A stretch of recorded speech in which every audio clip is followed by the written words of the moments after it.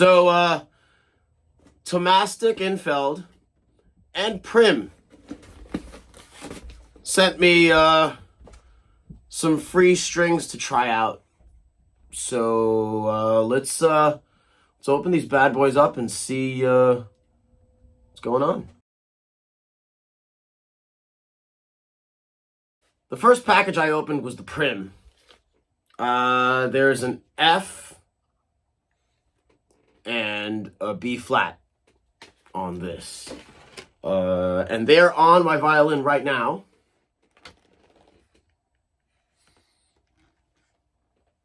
The F and the B flat strings. And let's try these out.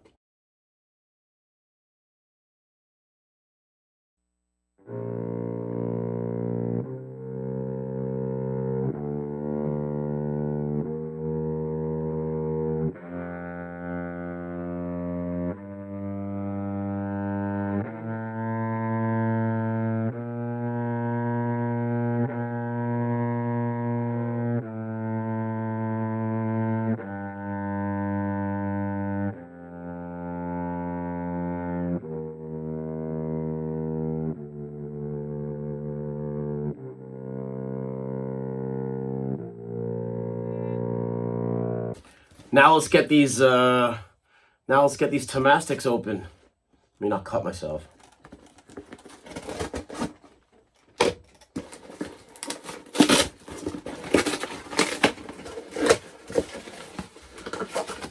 All right.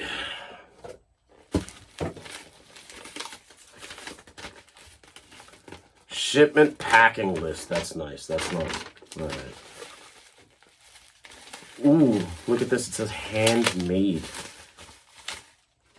Ooh, handmade. Violin test sample string set. Made in Austria. Oh, so actually, Thomastik sent me 7. All 7 of these strings. Prim only sent me 2, the low, the B flat, and the Fs. I will first put only the B flats and the Fs on the violin so we could do it, A, B on that, and then I'll put the other strings on after that, and I'll talk about that for a second later.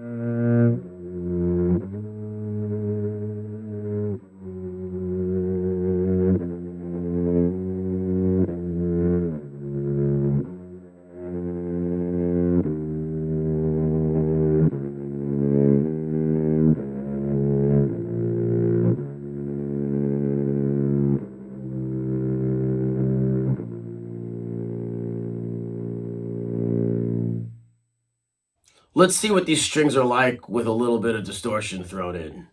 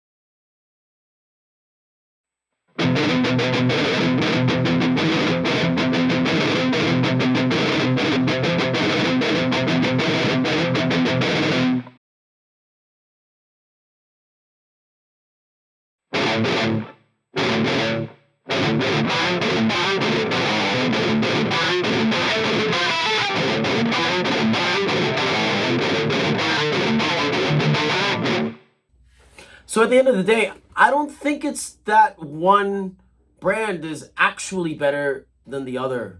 I think that it all depends on your usage.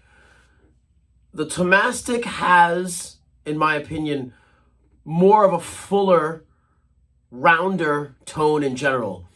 There are way more overtones going on here. And one might initially say, "Oh, great, more overtones. Well, that's exactly what I need. That's what I want."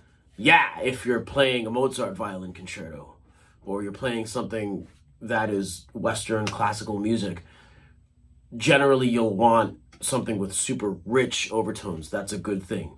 But if, like me, you're playing a lot of metal, all of those crazy amounts of overtones ends up muddying the waters, and it ends up kind of making things more muddy sounding, especially in the lower registers.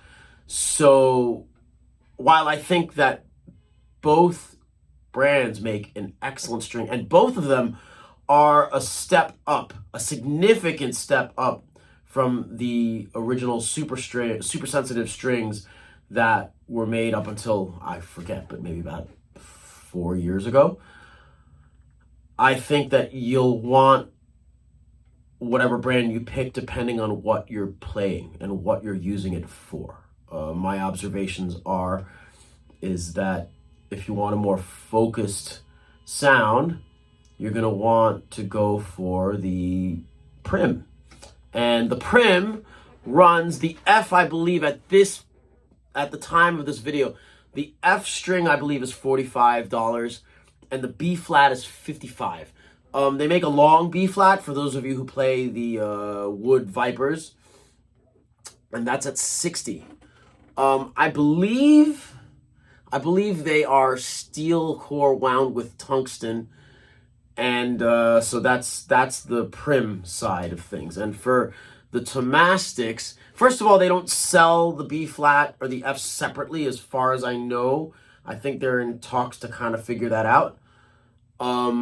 But for now, the 7-string set is $219.95 for the Viper one. And actually, Thomastik has sent me the Viper version with the ball end that is a cello ball end, because that's for the Mark Wood Vipers. As you can, I don't know if you can tell, but that's significantly larger than a standard violin ball. Oh, here's one for comparison. So here you see the difference in size. Size does matter. So this is the B flat vision. So that's not being sold separately, and the non-Viper is $225.95. So I guess if you're trying to, pick, it depends on your usage, like I said, and your budget. Everybody's guessing. This is a guess right now, but if Thomastik does decide to sell the B flats separately, the guess is that they're probably going to run $85 per string for the B flats, and for the Fs, they're going to go for $55. So you're looking at the Prims being cheaper than the Thomastik. The Thomastik has much greater resonance and much greater overtone, a lot more overtones. So that's what you're gonna have to gauge your usage, like I said. So thanks for watching. This is my opinion, singular, on Prim versus Thomastik, B flat and F strings. Thanks.